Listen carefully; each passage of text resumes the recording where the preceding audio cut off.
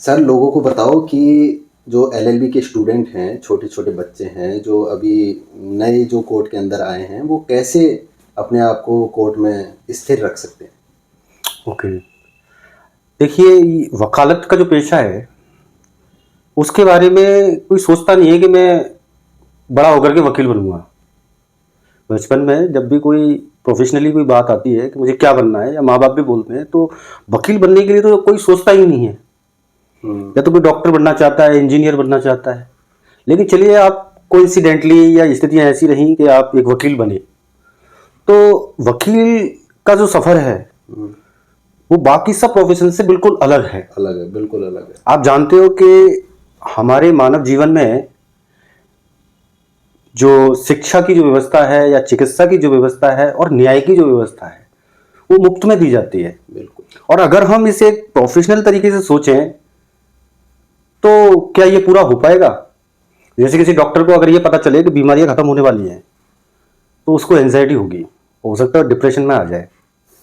सही है, भाई बीमारियां खत्म हो जाएंगी तो वो सोचेगा यार मैंने इतनी बड़ी डिग्री ली है, क्यों ली है? सही। तो ऐसे ही न्यायिक व्यवस्था या इसमें पेशेवर तरीके से काम करना, इसको एक बार समझना होगा। नहीं तो मैं ये बात इसलिए कह रहा हूं क्योंकि कोई भी बचपन में माँ बाप नहीं सोचते, या बचपन में कोई व्यक्ति नहीं सोचता या माँ बाप भी नहीं सोचते कि हमारा बच्चा वकील बनेगा। बिल्कुल, अगर आपके घर में पहले से ही कोई वकील है, तो मैं ये कहूंगा कि आपको वकील ही बनना चाहिए, क्योंकि विरासत में जो काम आपको मिला है, जो दुकान आपको मिली है, वो आपके लिए सबसे ज्यादा फायदेमंद होगी हर तरीके से। तो पहली चीज आती है कि अगर आप एलएलबी के छात्र हैं, तो आपको ये चुनना है कि आपका इंटरेस्टिंग फील्ड कौन सा है। इंटरेस्टिंग शब्द मैंने इसलिए लिया है कि अगर आपको किसी चीज में रुचि ही नहीं है, तो आप उसको मन मार के करोगे, मजबूरी में बिल्कुल, करोगे। बिल्कुल। और अगर आपको इंटरेस्ट है, तो शायद हो सकता है कि आप उसको रात में भी करो, दिन में भी करो, आपको थकान ही नहीं होगी। तो वकालत के पेशे में दो चीजें आती हैं, एक आती है सिविल मामले और दूसरे आते हैं आपराधिक मामले। अब आपको इसमें से दो में से एक चुनना होता है और उसी दिशा में फिर आपको काम करना होता है। अगर आपने सोचा कि मुझे क्रिमिनल लॉयर बनना है और अगर आप छात्र हैं एलएलबी के, तो अभी से आपको इसकी तैयारी शुरू करनी चाहिए। कई लोग तो ऐसे सोचते हैं कि शुरू में ही जैसे कोर्ट के अंदर चले जाऊँ और जाके वहाँ से इनकम का स्रोत ढूँढ लूँ। ऐसा हो सकता है क्या? देखिए, वकालत के पेशे में यही सबसे बड़ी समस्या है। मान लीजिए आपका कोई क्लाइंट है और उस पर हत्या का कोई आरोप है, तो क्या वो एक नए वकील के पास आएगा या किसी अनुभवी वकील के पास जिसके सफेद बाल हो उसके पास जाएगा? सफ़ेद बाल वाले, हाँ, क्यों जाएगा? क्योंकि उसके पास कितना अनुभव है, हाँ, और वो मामला भी कितना गंभीर है। गंभीर भी है। तो जो भी विवाद होते हैं या अपराध होते हैं, वो किसी भी व्यक्ति के लिए या आपके क्लाइंट के लिए बहुत ज्यादा गंभीर होंगे और उस समय उसकी भी स्थिति कुछ ऐसी ही होगी। तो इसी एक छोटे से एग्जाम्पल से आप समझ पाए होंगे कि वकालत के पेशे में आपको धैर्य रखना होता है और सीखना होता है। कम से कम 10 साल तक। देखिए, जरूरी नहीं है, मैं नहीं चाहता कि एलएलबी के छात्र अपने माइंड में एक सेट बना करके चलें। आप चाहें तो आज समय बदल रहा है, ठीक है, अपने आप को साबित करने के लिए आपके पास एक सोशल मीडिया एक साधन है। जी, क्योंकि पहले वकील अपनी योग्यता कैसे दिखाएगा? नंबर ऑफ केसेस, कोर्ट के अंदर कितने केसेस लगे हुए हैं आपके पास। लेकिन आज आपके पास अपनी काबिलियत को दिखाने के बहुत सारे माध्यम हैं। सोशल मीडिया, सोशल मीडिया है, इंटरनेट के थ्रू आप अपनी चीजें आप लोगों तक पहुंचा सकते हैं। बिल्कुल। लेकिन मैं बात कर रहा हूं आपराधिक मामले और सिविल मामले। अगर मान लीजिए आपने आपराधिक मामलों पे आपको काम करना है, तो अभी से आपको क्या तैयारी करनी है? सबसे पहली चीज तो यह आती है कि कोई व्यक्ति अपराधी बनता कैसे है, और अगर कोई अपराधी बन जाता है तो उसके साथ क्या कानूनी व्यवस्थाएं हैं। तो पहली चीज ये आती है कि आपने देखा होगा कि जब कोई आपराधिक मामला आता है, तो जिसने अपराध किया है उसकी तरफ से भी एक वकील खड़ा होगा और जिसके साथ अपराध कारित हुआ है उसके साथ भी एक वकील खड़ा होगा। तो वहां पर किस तरीके से आप चीजें करेंगे, तो ये सोचने की बात है। तो अगर मैं इस चीज को लोगों तक पहुंचाने की कोशिश करूं या एलएलबी के छात्रों के पास इस चीज को पहुंचाने की कोशिश करूं कि वो ऐसी स्थिति में क्या करेंगे, जैसा कि मैंने शुरू में बोला कि न्याय एक सेवा है। बिल्कुल बिल्कुल। ठीक है, वकील जानता है कि किसने अपराध किया है, किसने अपराध नहीं किया है। तो ऐसी स्थिति में आप जब प्रोफेशनली काम करते हैं, एक पेशेवर वकालत के पेशे में काम करते हैं, तो बड़ा मुश्किल सा लगता है। पैसे लेने में मतलब। हाँ वही तो। हाँ देखिए, आप बात कर रहे हैं कि आपका क्लाइंट आएगा और आपको वो फीस देगा, है ना। जब आप प्रोफेशनली काम करते हैं तो फीस तो आएगी आएगी। फीस आएगी बिल्कुल। लेकिन हम बात कर रहे हैं कि एक अच्छा वकील कैसे बना जाए, क्योंकि वकील एक ऐसा व्यक्ति होता है जिसके पास लोग समस्या लेकर के आते हैं। वो समस्याएं कैसी भी हो सकती हैं, आपराधिक हो सकती हैं, दीवानी हो सकती हैं, पारिवारिक हो सकती हैं, व्यवसायिक हो सकती हैं, किसी भी तरीके की हो सकती है। लेकिन जब बात आपराधिक मामलों की आती है या पारिवारिक मामलों की आती है, तो वहां पर एक वकील का जो दायित्व है वो बदल जाता है। बदल जाता है बिल्कुल। जैसे कि कोई पारिवारिक विवाद है और अगर आपको लगता है कि इसमें वो कानूनी आधार नहीं है, तो फिर आपको इसको एक सामाजिक दृष्टि से भी देखना होता है। और अगर किसी ने किसी के साथ धोखाधड़ी की है या किसी की जानबूझ करके हत्या की है या किसी को चोट पहुंचाई है, वहां पर अगर वकील उस पीड़ित व्यक्ति को न्याय दिलाता है, तो ये एक ईमानदारी बोली जाती है, एक सच्चाई बोली जाती है। तो अगर आप ऐसा कर सकते हैं तो इस प्रोफेशन में जाने के बारे में सोचिए, क्योंकि जब आप पीड़ित से मिलेंगे तब आपको पता चलेगा कि किसी की जब कोई समस्या आती है या किसी का कोई शोषण होता है तो उसके साथ क्या क्या चीजें होती हैं। सही बात। और ऐसी स्थिति में अगर आप किसी को न्याय की सेवा में उसको कोई न्याय दिलाना चाहते हैं, तो वहां पर आती है एजुकेशन। एजुकेशन।